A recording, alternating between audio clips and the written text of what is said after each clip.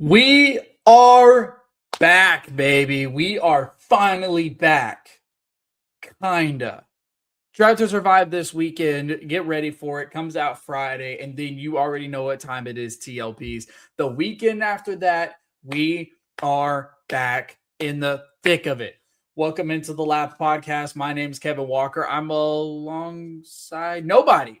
Tristan's not here today. He's on some personal business. If you want to follow him at his social medias, you can find out exactly what business that is. And if you want to find our social medias, I'll be scrolling right down here, mine as well as Tristan's and our podcast as well, the Lab Podcast. You can find us on YouTube. You can find us on all of your podcasting platforms as well as Instagram, YouTube, like I mentioned, for shorts content, and as well on other social media platforms. I'll be tagging that QR code later on so that way you can follow along. But let's not waste any time. It is time for the Formula One season. We don't have to rate Formula One liveries anymore. We don't have to talk about what we think the cars are going to look like or what the driver pairings are going to look like. It's done. It's finalized. We know what the grid is going to look like in 2026. We know what the cars are going to look like in 2026. And we might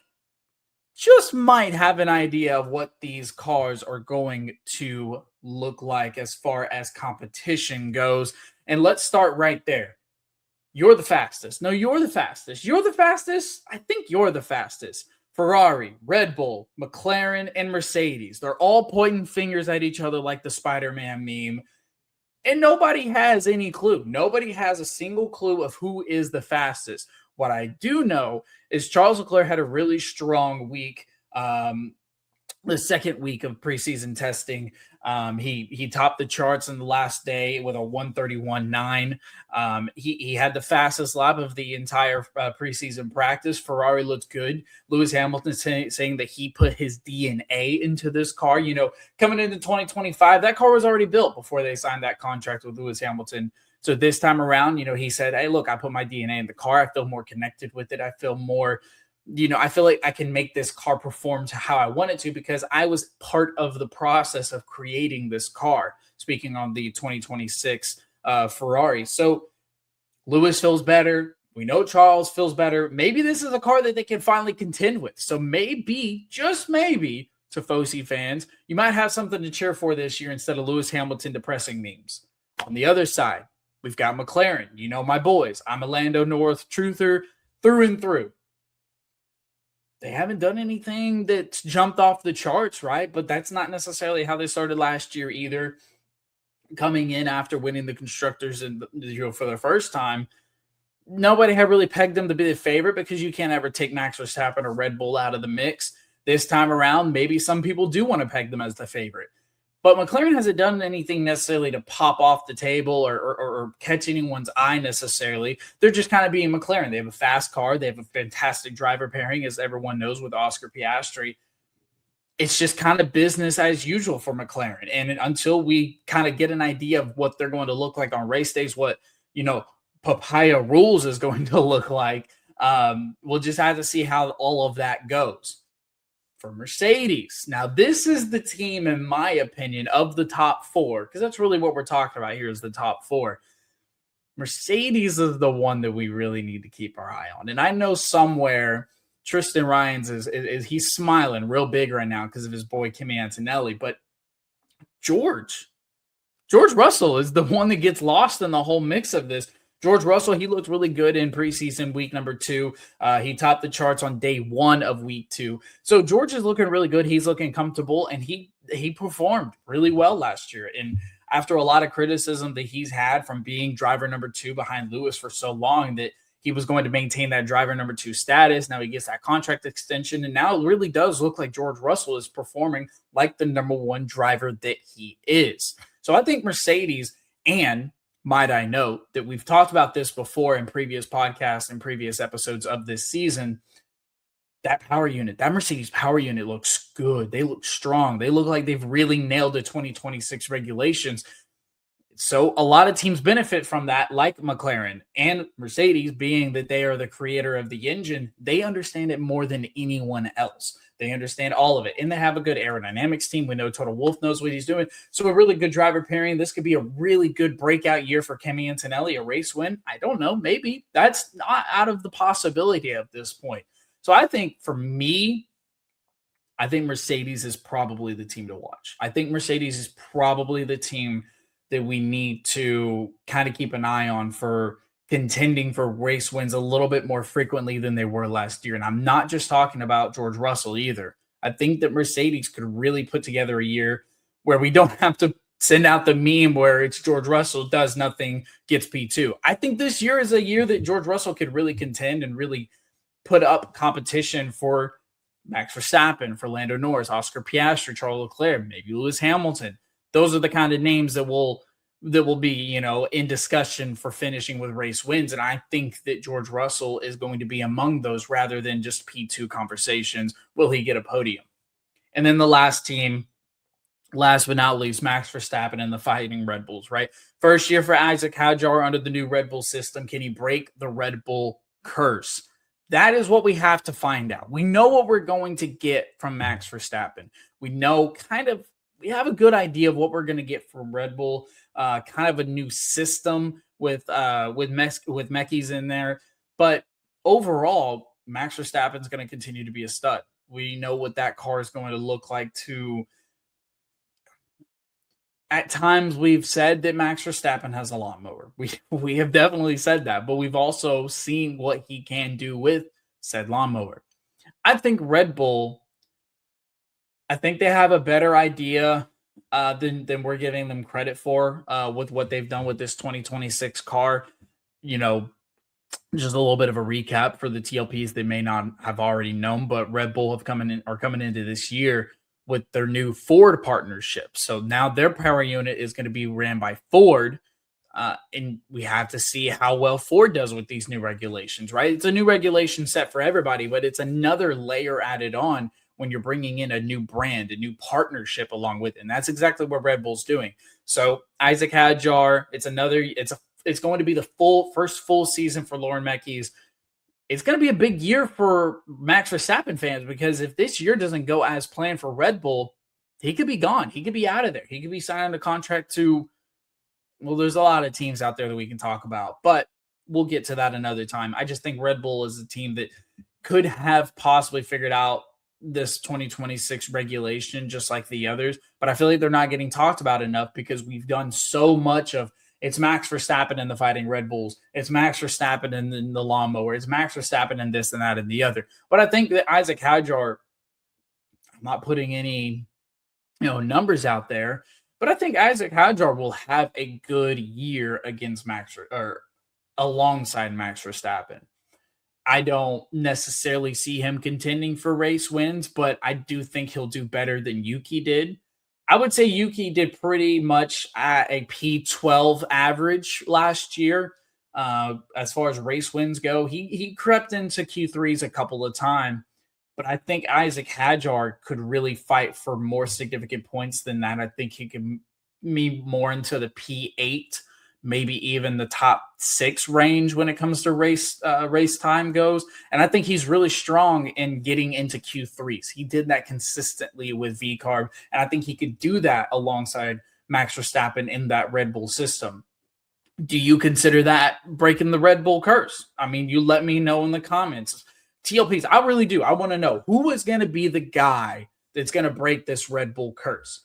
Is it going to be Isaac Hadjar? Again, let me know in the comments. I really want to hear it from the TLPs. I think it's something that we need to talk about because I don't think there's not a guy that they're going to do a midseason switch with this year, right? Like this isn't going to be a Liam Lawson switched out for Yuki Tsunoda type of situation. Isaac Hadjar is going to get this seat, and he's going to get it for the entirety of 2026. So those are the top 4. When we look at Mercedes, when we look at Ferrari, we look at McLaren, and we look at Red Bull. Like those are the teams that we need to watch for. Everybody else is midfield or somewhere else. And we'll talk about them here in just a moment. But those are the top 4. And you've seen the quotes. You've been all over social media. You've seen Lando saying this and George saying this, and oh, he's the favorite and he's the favorite. We don't know who looks the fastest, because when you look over here and you look at all the different times that these guys are posting up in preseason testing, take it for whatever it is. George Russell topped the charts on day 2. Kimi Antonelli topped the charts on George Russell topped the charts on day 1. Kimi tops the charts on day 2, and then Charles tops the charts on day 3. That's all just for for week 2. Not to mention that Kimi topped the charts again in week 1 on the last day of Q1 or last day of week 1. Excuse me. Again, I think we need to pay a little bit more attention to Mercedes this time around, other than just being a sneak in to P2 situation. So again, TLPs, let me know down in the comments what you think about the top 4. If you think that it's a different top 4, if you think that I'm wrong and you think it's not Mercedes, McLaren, Red Bull, and Ferrari, if you think that there is someone else in that mix that I'm not talking about, maybe they drive Williams blue, let me know. Let me know in the comments, and I'll definitely be able to respond, and I'll get with you. Now that we've talked about the top 4, let's get into the midfield. Well, you might be asking, who's going to make up the midfield this year? I don't think this is a prediction as much as it's just what I think it's going to end up being based on what we've seen in previous years and what we've seen this year so far in preseason testing. I think Williams is going to be in this mix again. I don't... For my Alex Albon truthers out there, my Carlos Sainz fans, I know you're out there. I don't think that this year is the year for Williams, James Vowles, and that crew to take that step to fight for that top 4 contending spot. I think that spot still belongs to Ferrari. Okay. I think that I think they've put all their eggs in the basket for 2026. Therefore, they deserve that last spot to contend. I do see Williams at times fighting for race wins. I do see Williams getting on the podiums much more frequently than they did in 2025. But I do think that at the end of the day, they're still defending P5, and I don't think that they're going to get any higher than that. And I was the guy that was crazy last year. Tristan ridiculed me for saying that I think that Williams is going to finish P5. Everyone was claiming they were going to probably be P8, P7, P6 at best.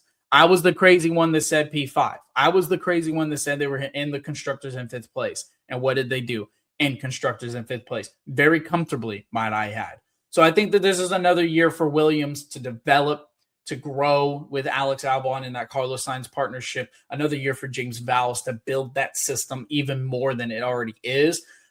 Maybe next year is the year, but this year in 2026, I'm expecting more poles. I'm expecting more race win contention. But I think at the end of the day, I think this is another year where Williams is going to have to solidify themselves as the 5th best team in 2026 and then build on that. After Williams, we look at VCarb again. We talked about Isaac Hadjar. He gets the bump up to Red Bull. Arvid Lindbergh comes in. It's another year for Liam Lawson in this VCarb system. I think the VCarb is going to be a team that we have to watch for in Q3. They're going to... I feel like Liam Lawson and Arvid Lindblad, I think they're going to be kind of, ones that are going to dominate in Q2 and possibly get into Q3 on qualifying days. But VCarb is just so interesting every year because it's such a simplified version of what the Red Bull Master team puts out. It's simplified, being that they're the sister team. And they drive it so well. And the Red Bull Junior Academy always puts out some really great drivers. So I would expect nothing short of that of Arvid Lindblad. I think he might kind of find himself in this role for a little bit. I don't think it's going to be a 1-year job where he gets bumped up like Isaac Hadjar did. But I think that he is the name to watch for. I think he's the guy that we need to pay attention to see his development, to see kind of where he grows under this first year in Formula One. After that, we talk about Alpine. There's 3 levels to this, ladies and gentlemen. There's the top 4, there's the midfield, and then there's the one after this that we're going to get to. It's called the bad, and then there's the ugly. Okay? I'm taking Alpine out of the bad and the ugly this year. Commence the booing. I understand. But Alpine have been so messy for so many years. But I think despite all of it, I think this Mercedes power unit is going to make Alpine better than what they've been in years past. So much so to a point, I think Alpine is going to be a team that could contend for sixth in constructors title this year. I really do. I think that Alpine is not going to be the laughing stock that we called them to be in years past. I think that Mercedes power unit is going to do them wonders. I think that the driver lineup has a lot of meat left on that bone for sure. But I think that Alpine, at the end of the day, I think they can be consistent enough as long as they're not leading the drivers' Destructors Championship. I think Alpine is a team that could be respectable this year, a team that people aren't going to forget about, because I've seen those social media posts where people forget that Alpine is actually a Formula One team. So I think Alpine is a team that we're going to have to watch for.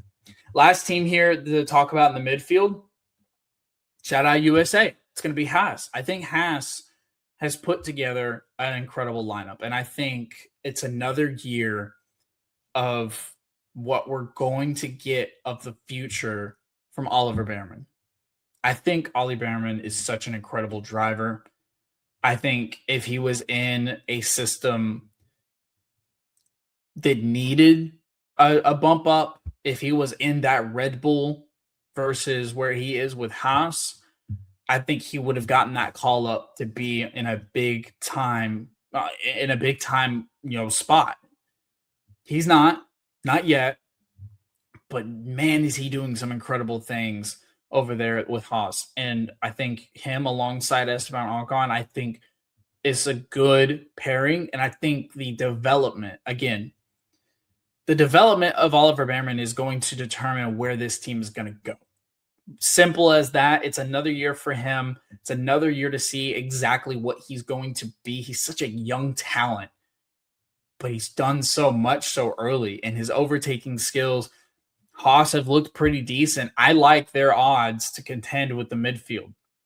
So in my opinion, Haas, VCarb, Williams, and Alpine. Those are your four teams to watch for in the midfield. Now we get to the bad. This is where we're not really contending for P5, 6, maybe 7. We're trying to not be in the bottom, right? This is we're not going to we don't want to lose against that team. We don't want to be that team. So this is the bad. The bad is simple. It's going to be Cadillac and it's going to be Audi. Why? Because they're new, and I put in quotations, to the sport. Audi is not actually new. For those that didn't know, it's just going to be Sauber, but now it's going to be Audi. Same thing, same partnership, whatever have you. Just a different branding, rebranding, reconstruction of the team. So it's going to be Audi. And then Cadillac, they bought their way into Formula One. So they are an actual new team, and they are going to be in the bad because we don't expect them to be good in the first year. Their lineup isn't made to be good in the first year with Valtteri Bottas and Checo Perez. Those are signings that the media is going to love. Those are signings that the fans are going to love, and the partnerships are going to love, and the brands are going to love. And that's exactly what it is. It's a foundation to build on. And I think that's exactly what this year is going to be for Cadillac. Cool livery. I mean, it's controversial, whatever, but we don't expect new teams to do anything crazy like that. So no offense to either team between Audi or Cadillac. It's just how it's how the cookie crumbles. You're a new team. You're still building. You're still learning how to be a team. Therefore, you go in the bad category.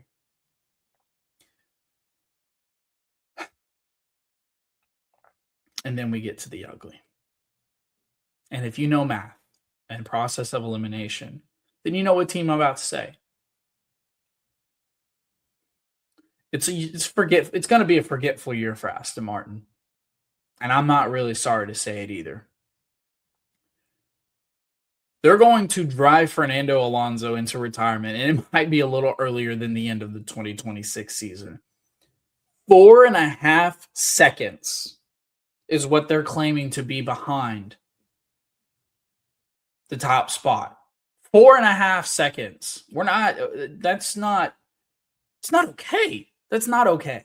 Aston Martin was supposed to be a team to come into this year and contend for the midfield at least. You pay Adrian Newey this massive contract. One of, if not the best to ever do it in Adrian Newey. Fernando Alonso is a legend in his own right, who said, hey, look, if this is the car, this year might be my last year. He's 40-something years old. And then, whatever you want to say about Lance Stroll, you can say about Lance Stroll. It is what it is. He's good enough to stay. His dad owns the team. Nepotism at its finest. You stick with Honda because that's what Adrian Newey is familiar with.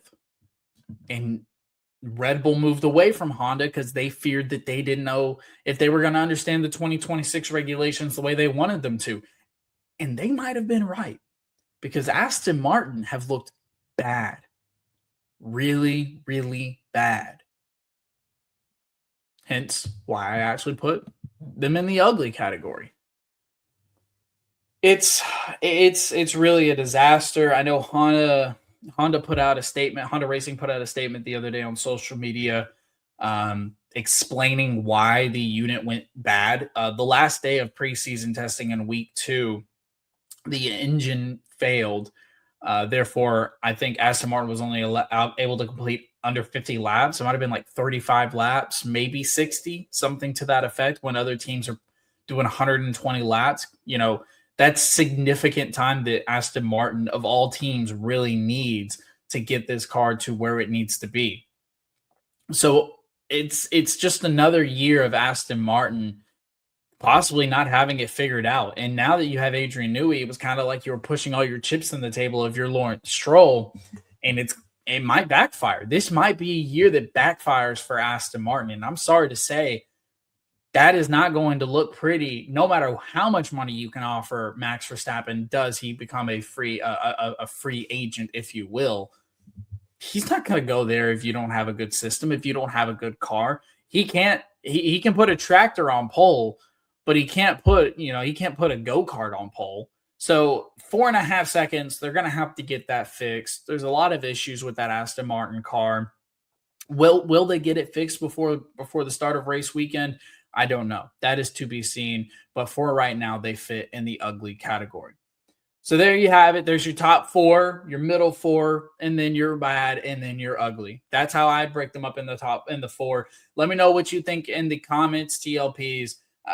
Let me know if you think there's a different team that needs to be in the midfield. If you think that Aston Martin's actually not that bad, and maybe I'm overreacting. That is exactly what preseason testing is for, is overreacting and acting like we know what the hell we're talking about when we might, but we might not, right? Everything could look different come race weekend, and that brings me to my next point. Preseason testing's over.